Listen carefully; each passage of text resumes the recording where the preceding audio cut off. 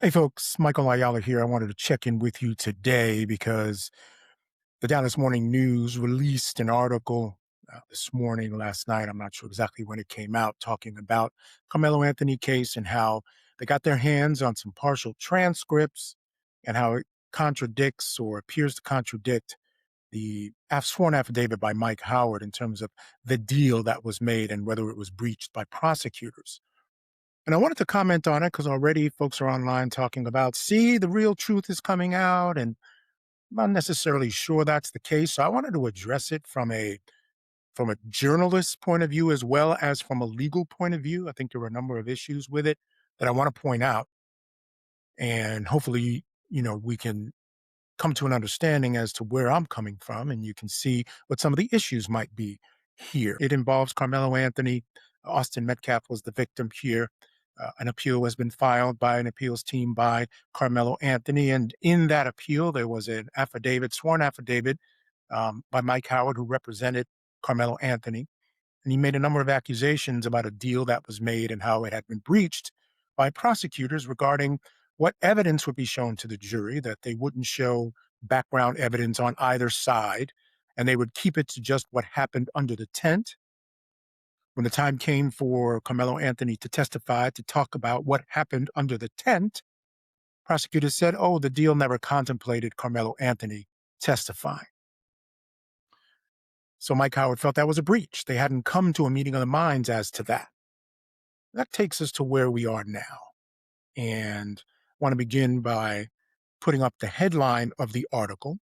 It says, new court records challenge Carmelo Anthony retrial motion. That's fair. But then the next part says, court transcripts of Carmelo Anthony trial appear to contradict defense attorney retrial affidavit. Now, journalistically, I have an issue with that because the writer is giving an opinion that will become fact in the public forum that it appears to contradict.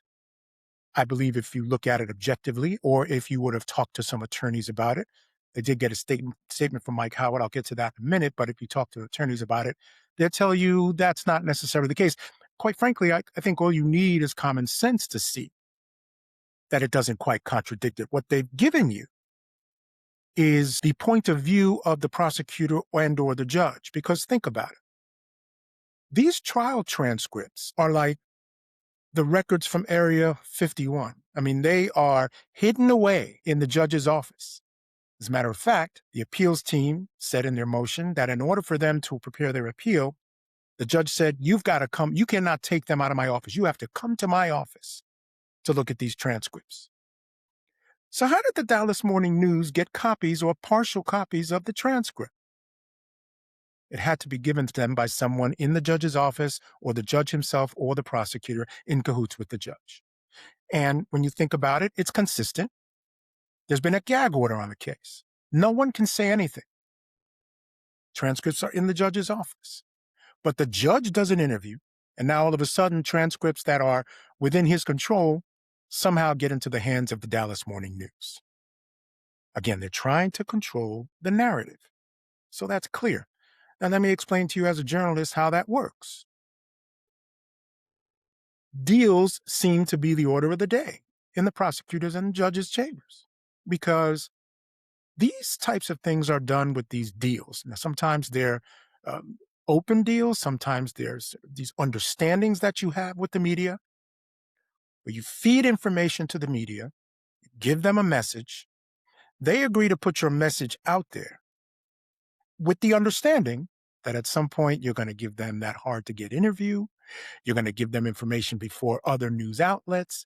There's that tacit understanding. So I have no doubt that that's what happened here. How did they get those transcripts? And let's be clear, they are partial transcripts. Context is everything. In court, in everyday life. So whatever they say partially, not necessarily sure you can make a full judgment on what's going on. All right, let's go to the next one. Newly obtained court records make public for the first time the discussion that preceded Karmelo Anthony's decision not to testify in his murder trial, appearing to contradict his defense team's assertions that the prosecution violated an informal gentleman's agreement, is what they're calling it, and that the judge gave the Frisco team 10 minutes to decide whether to take the stand. Again, the narrative that they're putting out there is for the prosecution, and they're making it appear like this is what the writer believes. They're saying it appears to contradict. Really? I think a better way to approach it is the prosecutor's office alleges that it contradicts. Because you're making, as a writer, a value judgment, and the main writer on this was a Harvard graduate, so she should know better. But they're making that decision now. People reading this is the conclusion that they're going to come to. This is the conclusion that the writer has come to. At least that's the sense you get from reading it. And now this will be the narrative that's out into the world, that they contradict what Mike Howard said in his sworn affidavit. And let me tell you something. I would take the word of a sworn affidavit over some article written or some quotes given to you in the paper by Bill Werschke, the prosecutor in this case, any day. Because please understand, a sworn affidavit by an officer of the court means that you swear by what you're saying, that you're telling the truth, and you're willing to put your name on it, you're willing to swear to it. He is putting his law license, his career on the line by putting a sworn affidavit. And if he lies on that affidavit, he could find himself in very big trouble. So I'm always going to take the word of a sworn affidavit over the word of quotes in a newspaper. So let's just be clear on that. All right? So let's go on to the next part of the quote. The previously unreported transcripts obtained by the Dallas Morning News. How did you get it? How did the Dallas Morning News get transcripts that are locked up in the judge's office? Reveal for the first time the courtroom exchanges leading up to Anthony's decision. The partial transcripts. Thank you for at least saying they're partial, because again, context is everything. We don't know everything that happened all around it. That particular piece, and trust me, this was chosen by whoever gave it to them. They chose the parts that were most beneficial to the story that they want to tell, and that is that what happened in that courtroom contradicts what Mike Howard swore to in his sworn affidavit. The partial transcripts reveal Howard told the judge the prosecution upheld its side of the deal before Anthony came to his decision, and timestamps show that Anthony had at least 30 minutes to decide if he wanted to take the stand. All right, let's take a look at that. Let's go on to the next one, and then we'll take a look. This is the prosecutor talking. It's gratifying to know that the transcript for the actual trial and what actually happened has been released publicly. Really? Really? It's been locked up in the judge's office, and somehow the one part that's beneficial to your story or supports or you think supports your side of the story, you're very happy that it's now out there. Why don't we just push to get the whole thing out? And it not support many, if not all of the allegations, does not support many, if not all of the allegations of Mike Howard's affidavit. Bill Werschke, the case lead prosecutor, told the News on Friday in a phone interview. Of course, he gives them a phone interview because he has to follow up the release of this information with his side of the story, his version of events. So let's go back to this. Now, Howard told the judge that the prosecutors upheld his side of the story and that he gave Anthony 30 minutes. Okay, let's discuss the 30-minute part. Any of you who've watched trials know that when a judge says a 15-minute break, and I was doing this for many, many years covering trials, we knew we had to plan for at least 45 minutes of coverage and figure out something else to show, because they're not going to be seated and ready to go again for another 40 minutes to 45 minutes. A 10-minute break to do something, it takes 10 minutes for folks to get up out of their chair, people in the gallery to get up and move around. And this was a trial with a lot of people in the courtroom. So from the time court is adjourned, before you even get an opportunity to do what you want to do, it's about 5-10 minutes. Then you sit down and talk to your client for 10 minutes. Then you got to get up and get everybody back into the courtroom. And everybody's got to sit down and be quiet, because while things are going on, the judge is not going to get going again. So you got 5 minutes to get out of the courtroom, 5 minutes to get back in, give you another 5 minutes to talk. What the transcript says is that it was adjourned, and 30 minutes later, he was talking to Anthony again. That's not 30 minutes to discuss something. That's maybe 10 minutes between getting people out of the courtroom, getting settled, and then getting people back into the courtroom and getting settled. That's a minimum of 25 to 30 minutes. But he was able to adjourn court and ask Anthony a question in that 30-minute period. So I'm not so sure the fact that the transcript says there was only 30 minutes between the time court was adjourned and he was asking Anthony says that he had 30 minutes to decide. It's very clear that that's not the case. They had the 10 minutes, that would have been a lot. But in the transcript, as the lawyers went back and forth about details of Anthony's intended testimony on June 8th, Howard said that he believed, this is Michael Howard, both sides were acting in good faith, despite having different understandings of the agreement. He said, I agree that the deal, for lack of a better term, has held, he said. According to the transcript, I believe both parties have abided by it. The deal has not changed. So this is the part where he's saying that they didn't breach the deal by saying Karmelo Anthony could testify. That is not what this says at all. And the writer of this should see that. And she should have reported it as such, or at least had a point of view that reported it as such. What he's saying is, up to the point where it became an issue whether Karmelo Anthony would testify, the prosecutors had upheld their part of the deal. They didn't bring in the other information that they said they were going to bring in about the background of Karmelo Anthony.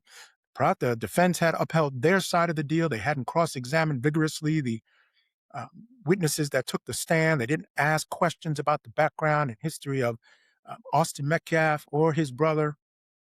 The state didn't put the brother on the stand to talk about the brother. None of those things. So up to that point, both parties had upheld the deal. The problem came when the defense said, we're going to put Karmelo Anthony on the stand. And what he says, we upheld it in good faith, both sides did, despite having different understandings of the agreement. He's saying they upheld their side, but we understood the deal differently. They thought it meant Karmelo couldn't testify. A deal that was supposed to be just about what happened under the tent was suddenly denying the one person who was under the tent, whose story was most important, the opportunity to decide, to talk about what happened under the tent. But okay, like Howard said, look, I believe they were acting in good faith when they believed that that's the deal they made, but we believe something different. Not that the deal was different, right? And he had to parse his words. I agree that the deal, for lack of a better term, right? I didn't even know what to call it. He said, according to the transcript, I believe both parties have abided by it. The deal has not changed. So there wasn't any specific deal in terms of what they were and weren't supposed to do, but that one fact was an issue. There was a different understanding of the agreement. So the agreement itself hadn't changed. There hadn't been specific changes, but what they understood about that deal had changed. So there were a set of agreements. They thought it meant one thing. They thought it meant another, but the actual agreement hadn't changed. So that's the understanding I have of that, and I think it's clearly a different understanding than what they're trying to put out there. Let's go on. And this goes back to that point about that 30 minutes. After Roach discussed the advantages and disadvantages of Anthony testifying on the record, nearly 30 minutes passed before Anthony informed the judge he would not testify. Not even 30 minutes, nearly 30 minutes. And as I explained, that only means they had 10 minutes. And again, it's important to understand that sometimes you can do things according to the book and according to the rules, but does it make it right? Does it make it just? Does it make it fair? The judge was well aware that there was this disagreement as to what the terms of this deal was. One side understood it as one thing, another side understood it as another, and that misunderstanding was a major blow to the defense's case.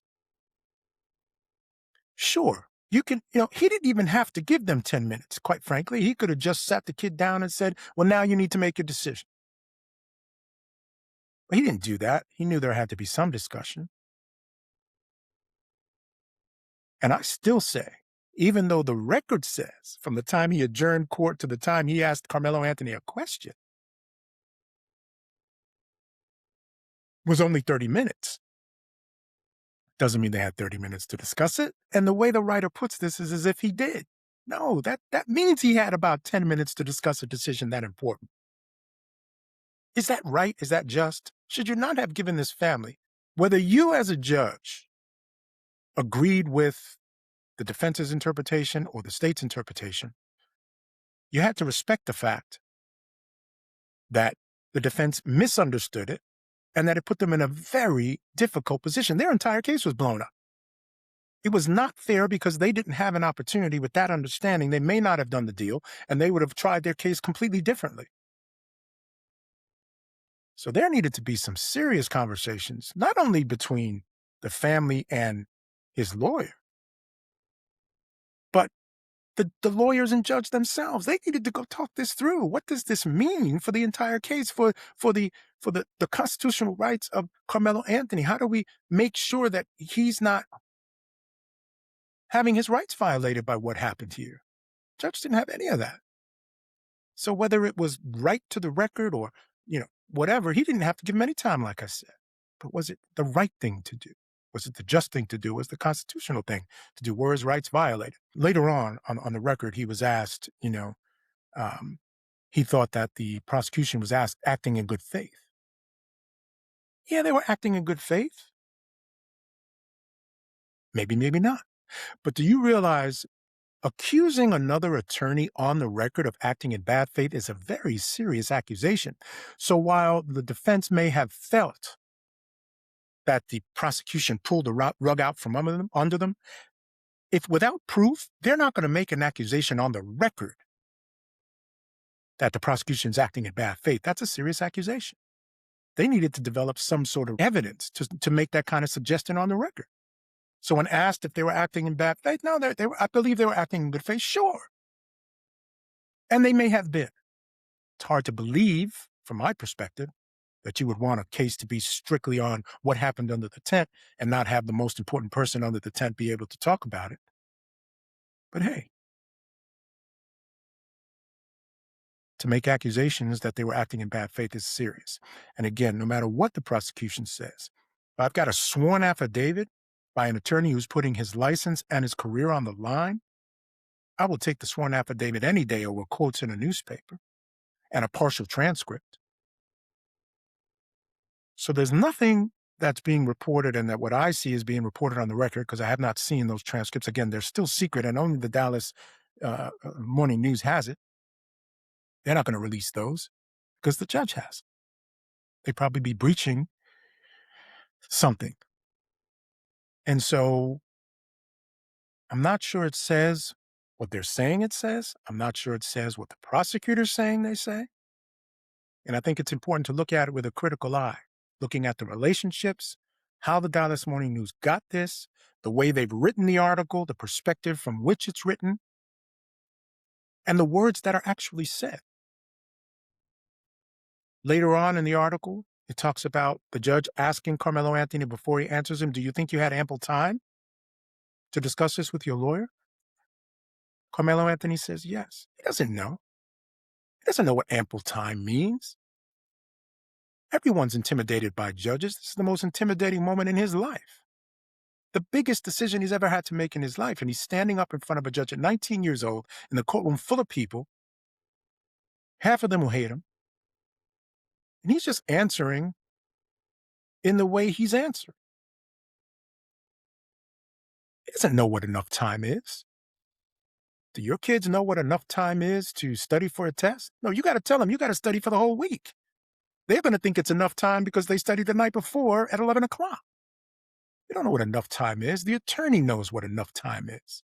This was a serious decision that had tremendous implications. And there was a lot more to be discussed, not just about that decision, but about the whole trial in terms of how do we deal with this misunderstanding that completely affected the fairness of the trial and the ability to zealously represent our client. So the fact that he said yes, I'm not putting a lot of weight on that. He's just a 19-year-old kid in an incredibly intimidating situation that none of us can even fathom being in. So again, I put these out there so that you can have a fuller understanding of what's being alleged by this article, how it was written, who provided the information, the angle that the article is taking, and why it's taking that angle. Again, we're all in the dark on this. We don't know what the deal was. We don't know exactly what was said because those discussions were had off the record. What I do know is I have a sworn affidavit by an officer of the court that tells a different story. And if you put the two things together, I'm taking the sworn affidavit every time. So we'll see. We'll see how this shakes out. But hopefully this was helpful to you. I'll continue to follow this, of course, continue to follow Legal View with Michael Ayala. And there's lots of stuff on my Substack at Michael Ayala 2, as well as on my YouTube channel, Legal View MATV, at Legal View MATV. That's on YouTube. So please check out all our stuff there. Thanks and have a wonderful morning.